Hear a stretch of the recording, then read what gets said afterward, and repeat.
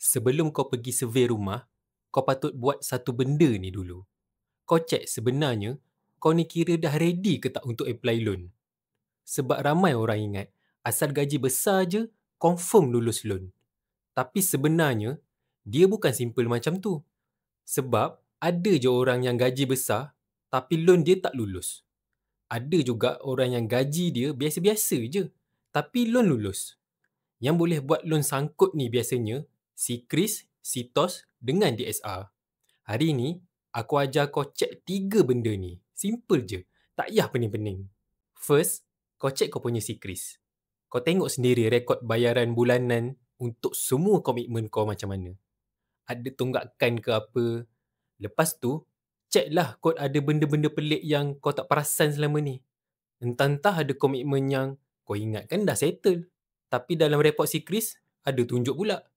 So, si Kris ni kira macam cermin lah. Kau tengok dulu cermin ni, baru kau decide nak proceed ke tak apply loan. Yang kedua, kau boleh check si TOS. Benda ni, kau boleh beli sendiri dalam RM30 macam tu.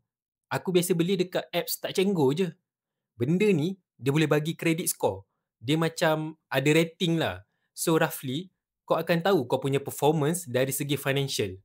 Dia ada poor ke, good ke, excellent ke.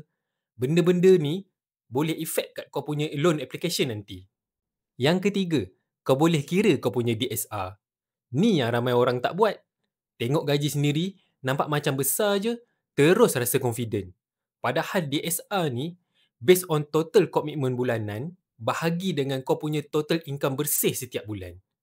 Komitmen macam loan kereta, credit card, BNPL, buy now pay later tu, PTPTN, semua ni akan effect kau punya DSR.